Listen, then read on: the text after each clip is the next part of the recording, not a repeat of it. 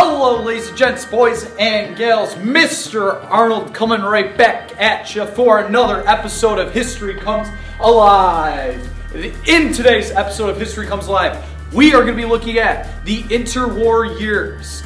The interwar years between 1919 and 1939. We're going to look at the world and its relationships and what is going on between the two world wars. And we're going to separate this video into three distinct segments. We're going to talk about fascism in the first and second segment, particularly with Italy and Germany. And in the third and final segment, we are going to be looking at totalitarianism, which we saw all throughout in Soviet Union, Germany, and Italy. So make sure you guys are paying close attention, taking copious notes. There's a lot of great stuff yet to come in this video. See you there.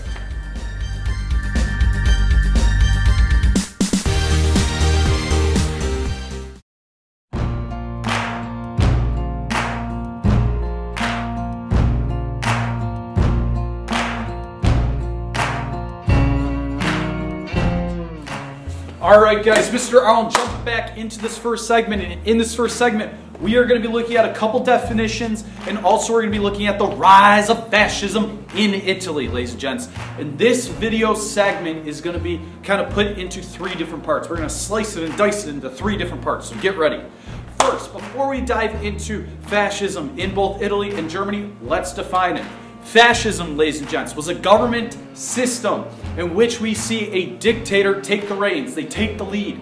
Okay, this dictator is going to do a couple things, such as suppress any opposition. He's going to eliminate any enemies. Okay, and in fascism, we're going to see both nationalism and racism be emphasized. Okay, this is going to help unify the people in the country that fascism is tied into, specifically when we talk about it, Italy and Germany. So let's talk about Italy first. When we talk about fascism in Italy, you have to kind of hit the rewind button. And we're going to talk specifically about Benito Mussolini, this individual right here.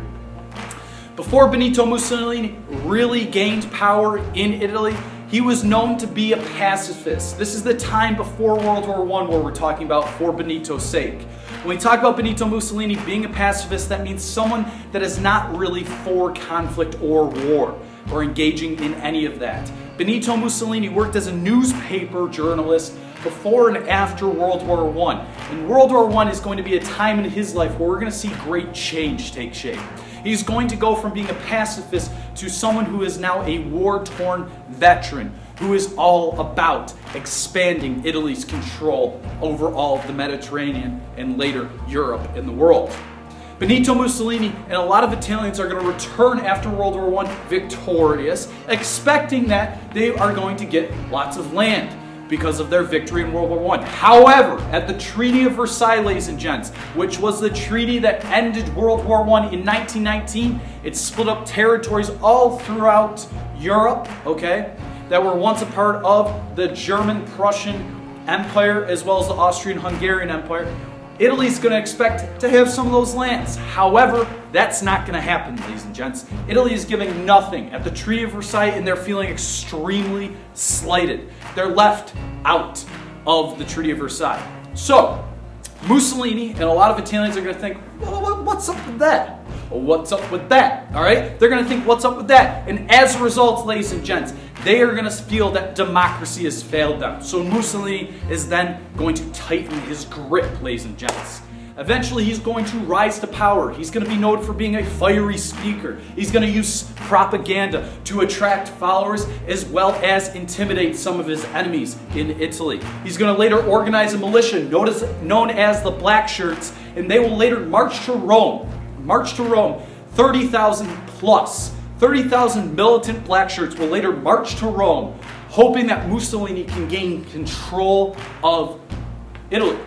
As a result, ladies and gents, the march to Rome is seen as a success, and this is going to allow Mussolini to take full totalitarian rule.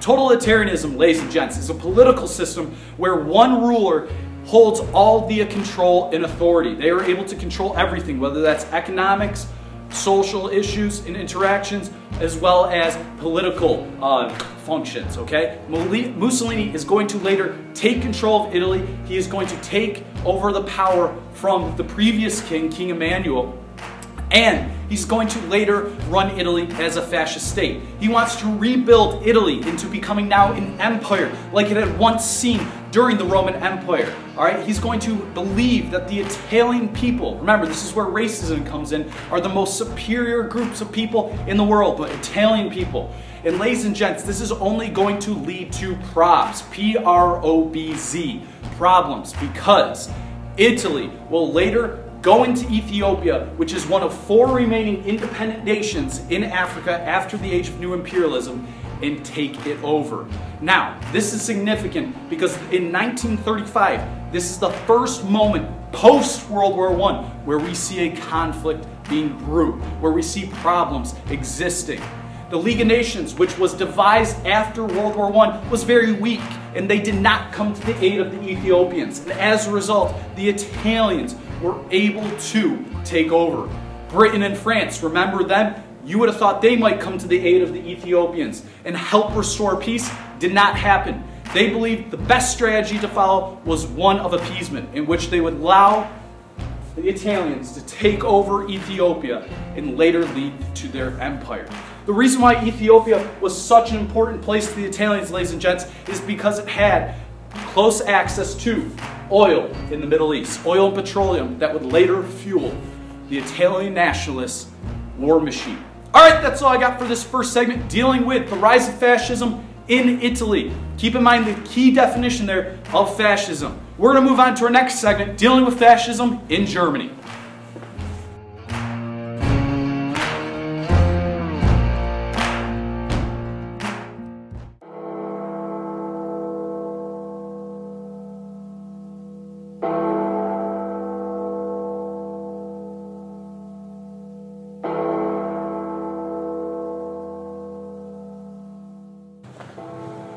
What's up, guys? How's it going? Mr. Arnold sliding back in here for the second segment. We're going to be talking about fascism in Germany now. We talked about fascism in Italy, and keep in mind the definition of fascism, which is that government system in which one is led by a dictator, a country is led by a dictator who suppresses any opposition, who basically eliminates any enemies, and emphasizes 2 things, nationalism and racism. We're going to see that not only being applied in Italy, but also in Germany, between the 2 world wars. So keep that in mind. When we talk about Germany after World War I want you to keep in mind a few things. The Weimar Republic is going to be established. And the Weimar Republic is going to be the government in Germany. It's not going to be very effective because it is very weak and it makes some terrible decisions. And we're going to talk about that right now. Remember, the Treaty of Versailles ended World War I. And at the Treaty of Versailles, the Germans, the Weimar Republic, the people that represent the Weimar Republic, had to sign what was called the War Guilt Clause. Germany had to sign a War Guilt Clause and admit to guilt or admit to the blame of them being the reason why World War I happened in the first place. As a result, they were blamed. They got their hands slapped in a pretty harsh manner. They had to pay billions upon billions of dollars to Great Britain and France in the form of reparations. They also had to limit its militia, ladies and gents. It could not build up its militia or army any longer. In addition to what was occurring in Germany, we also are going to see the Great Depression happen all throughout the world. I know we always talk about the United States of America, but it also had a very severe attack on not only France and Britain, but mostly in Germany. All right?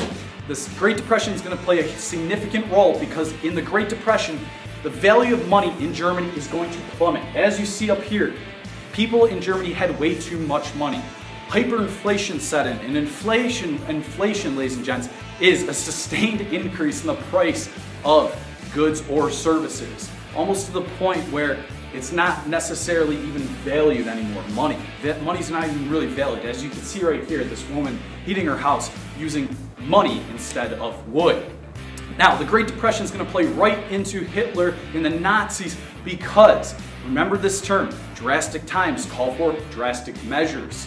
Adolf Hitler and the Nazis are going to promise that Germany can regain its power, regain its prestige, and provide stability and economic prosperity. And at the beginning, Adolf Hitler and the Nazis are able to do that. So as a result, they're going to gain popularity all throughout Germany. The Nazis, ladies and gents, are going to target the socialists or the working class peoples of Germany. Remember, the middle class of Germany during this time after World War I are the ones that are really hit hard between the reparations and the Great Depression. Adolf Hitler is going to be able to basically promise or plan a better life for them, and he's able to do that. And as a result, they are going to give them their allegiance to the Nazi Party. One other thing I want you to keep in mind is remember the fact that Germany can no longer build up a militia. Well, Adolf Hitler is going to do this in a very secret way. He's going to have fake elementary schools actually being conducted as full-out factories that are producing things like machine guns and tanks and airplanes and everything, ladies and gents. It's very impressive. It's an evil genius that Adolf Hitler is able to use here. He's also going to attract to the general public of Germany through the very persuasive speeches he gives, as well as his world-famous book, Mein Kampf, My Struggle. After Hitler is able to become the Chancellor and the Führer in Germany, we are going to start to see the Third Reich start to exist. Eventually, ladies and gents, Germany is going to become a world power after they decide to invade the Rhineland as well as the Sudetenland, which is right near the Czech Republic, right in the Czech Republic, as well as annex Austria. This will eventually build Germany back into the war machine we once saw before World War I. And the key theme to keep in mind is this, that Adolf Hitler is going to be able to gain popularity because of what he is able to provide to the German people, which were once oppressed, and the ones that once were the ones who were the oppressed from the Treaty of Versailles. They're the ones that are really hurting from the Treaty of Versailles. Adolf Hitler is able to defy the Treaty of Versailles, and he's able to push Germany into heights it has never seen before. And this will sow the seeds before we really see World War II. All right, that's all I have for the second segment. We're going to be dealing with a third segment, talking about the rise of totalitarianism. I'll see you guys there.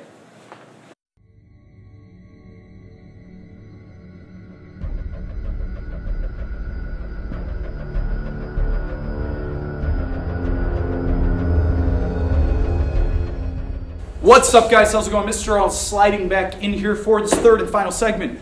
In this third and final segment, you might notice a change. My tie game, it has changed, okay? And we're also going to change up the topic. We've just talked about fascism. Now we're going to talk about totalitarianism.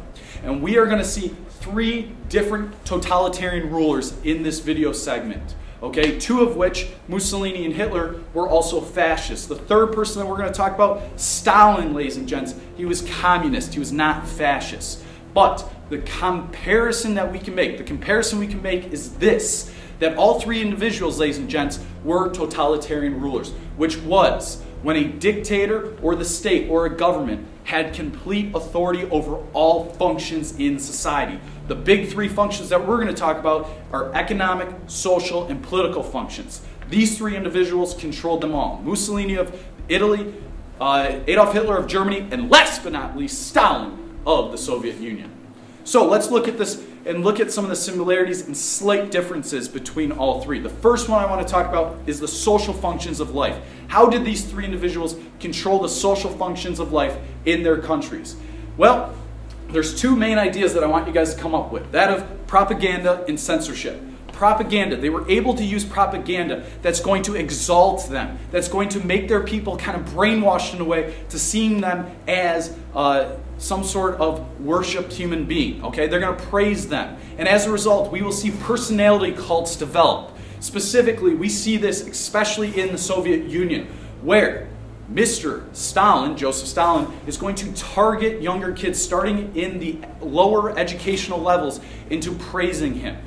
The same will occur in Germany with the Hitler Youth, and later in Italy with a generation that's growing up to become Italian national fascists. They're going to believe that fascism is a great thing in places such as Italy and Germany, and in the Soviet Union, we are going to see the people believe in Stalin as being some sort of godly figure, okay? Another thing I'd like to talk about is censorship.